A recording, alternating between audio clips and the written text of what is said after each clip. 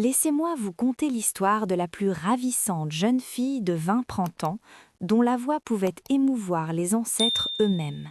Elle se nommait Zara, et quand elle entonnait « Ô esprits », les villageois cessaient tout labeur pour l'écouter.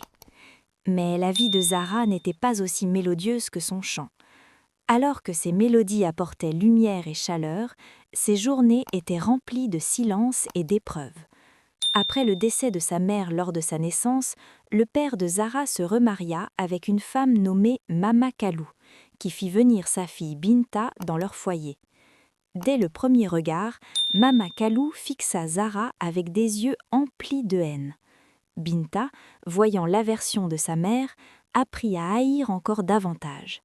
Chaque matin, avant que le soleil ne caresse la terre rouge, Mama Kalou tirait Zara hors de sa natte posée sur le sol battu. « Bonne à rien, ma fille, tes camarades sont déjà au marigot, et toi, tu dors comme une reine. » Elle frappait Zara avec une tige de bois, encore et encore, laissant des marques douloureuses qui persistaient des jours durant.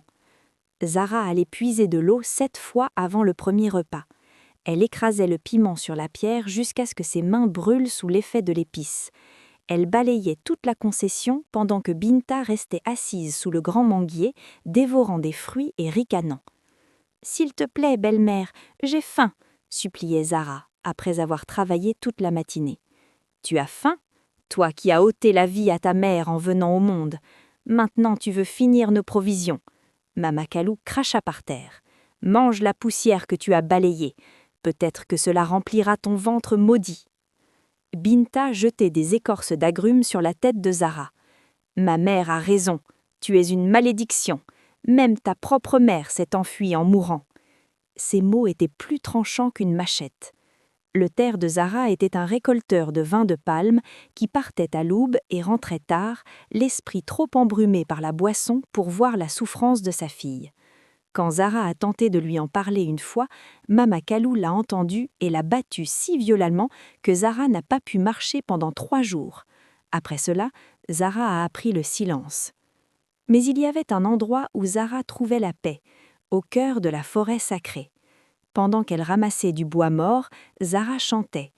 Sa voix s'élevait à travers les fromagers comme une fumée d'un encens rituel, emportant toute sa douleur, toute sa solitude, tout son espoir vers les cieux.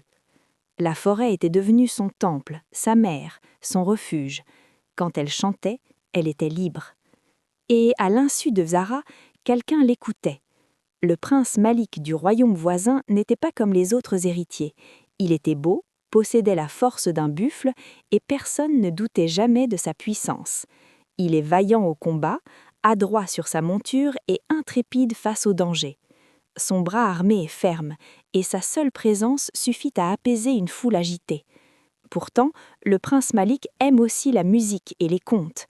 Après de longues journées d'entraînement et de devoirs royaux, il s'asseyait tranquillement, une flûte entre les mains et soufflait doucement dedans, les yeux clos.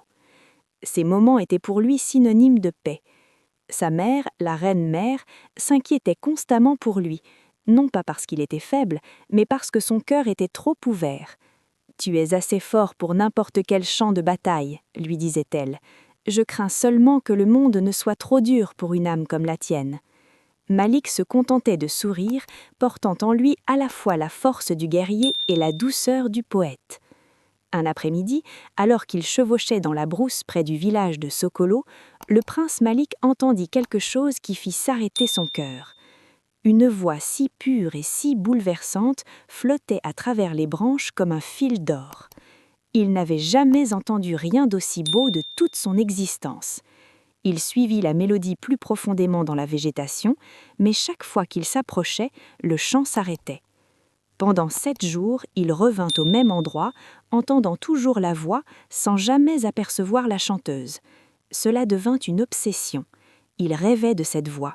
Il ne pouvait plus manger, il ne pouvait plus dormir. « Je dois trouver cette femme, » dit-il à son fidèle serviteur, Kofi. « Je dois en faire mon épouse, mon prince. » « Tu ne sais même pas à quoi elle ressemble, » dit Kofi avec prudence. « Je n'ai pas besoin de voir son visage, » répondit le prince Malik, la main sur le cœur. « Une voix comme celle-là ne peut venir que d'une âme d'or pur. c'est la femme que j'épouserai. » Pendant ce temps, dans le village de Sokolo, Binta avait remarqué quelque chose d'étrange. Chaque soir, lorsque Zara revenait de la corvée de bois, elle rayonnait d'un bonheur secret. Ses yeux brillaient comme des étoiles dans la nuit noire. La jalousie de Binta grandissait comme une mauvaise herbe en saison des pluies. Un jour, Binta suivit Zara dans la forêt et se cacha derrière le tronc épais d'un grand iroko. Lorsque Zara se mit à chanter, Binta resta bouche bée. Elle n'avait jamais prêté attention à la voix de Zara auparavant. En l'écoutant pleinement, elle comprit son pouvoir. C'était magique, c'était la richesse, c'était tout ce que Binta désirait mais ne possédait pas. Ce même soir, le prince Malik apparut dans le village de Sokolo avec ses serviteurs et ses gardes royaux. Tout le village se rassembla sur la place publique, stupéfait de voir la cour royale parmi eux. « Je recherche une femme à la voix d'or », annonça le prince Malik. « Elle chante dans la forêt tous les soirs. Je souhaite faire d'elle mon épouse et ma future reine. » Le cœur de Binta faillit exploser devant cette opportunité inespérée. Avant que quiconque puisse parler, avant même que Zara puisse comprendre ce qui se passait, Binta s'avança avec l'assurance d'une lionne. « Votre Altesse, » dit Binta en s'inclinant profondément avec un sourire mielleux, « c'est moi que vous recherchez. Je suis celle que votre cœur réclame, votre Majesté. » Zara resta figée dans la foule. Son cœur se brisa comme une poterie tombée d'une grande hauteur. Elle voulait crier « C'est ma voix, c'est moi qui chante !» Mais des années de coups et de cruauté lui avaient appris que ses paroles ne valaient rien dans cette maison. Mama Kalou se précipita, poussant Binta brutalement sur le côté. « Oui, oui, ma belle-fille Binta a la chance d'avoir une voix d'angèle. Depuis qu'elle est bébé, les tisserands s'assemblent à notre fenêtre pour l'écouter chanter. » Le visage du prince Malik s'illumina de joie. « Alors chante pour moi maintenant, » dit-il à Binta. « Laisse-moi entendre la voix qui a captivé mon âme. » Tout le village se tut. Le visage de Binta pâlit. Elle ouvrit la bouche, mais aucun son ne sortit, à part un petit croassement semblable à celui d'un crapaud qui aurait mal à la gorge. « Je ne peux pas chanter maintenant, Votre Altesse, » balbutia Binta, les mains tremblantes. « J'ai mal à la gorge, parce que j'ai trop chanté hier. » Mama Kalou s'empressa d'intervenir. « Oui, oui, ma pauvre fille a chanté pendant 3 heures sans s'arrêter à la fête du village hier. Sa voix nécessite du repos.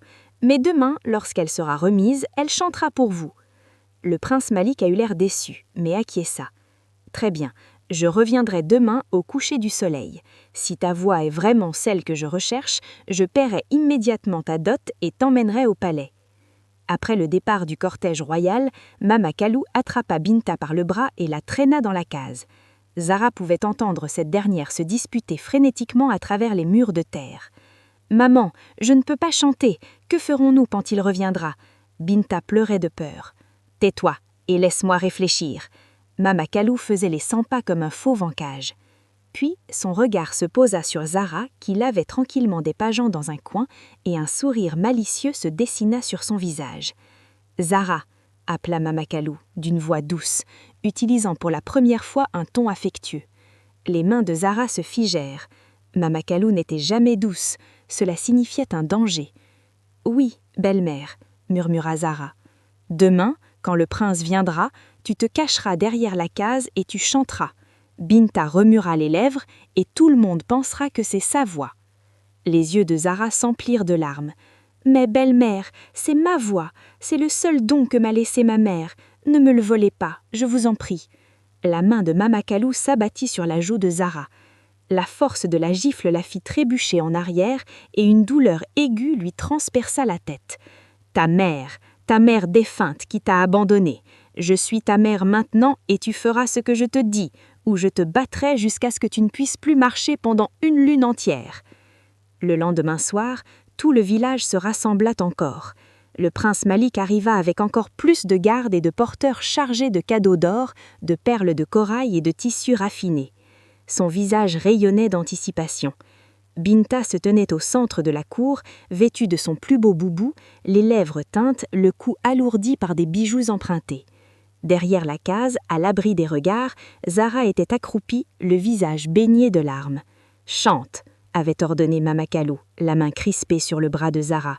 Et si tu fais une seule erreur, si tu laisses quelqu'un l'apprendre, je te tuerai de mes propres mains. » Le prince Malik leva la main pour faire taire l'assemblée. « S'il te plaît, dit-il à Binta, chante pour moi. » Binta acquiesça et ouvrit la bouche. Derrière le mur d'argile, Zara ferma les yeux et se mit à chanter, mettant tout son cœur brisé dans la mélodie. Sa voix s'éleva comme une prière, comme un oiseau s'échappant de sa cage, emportant toute sa douleur, toute sa solitude, tout son espoir vers les cieux. Les évidences obsulaires manquaient dans la composition du prince. Le prince Malik s'approcha de Binta, étudiant attentivement son visage. La voix venait de la mauvaise direction. Il commença à marcher lentement autour de la case, en suivant le son, puis se retourna vers Binta à nouveau, tandis que les yeux de cette dernière s'écarquillaient de panique. Mama Kallou vit ce qui se passait et prit une décision en une fraction de seconde. Elle saisit la main de Binta et lui murmura d'un ton pressant. « Nous devons la faire taire définitivement ce soir. C'est la seule solution. »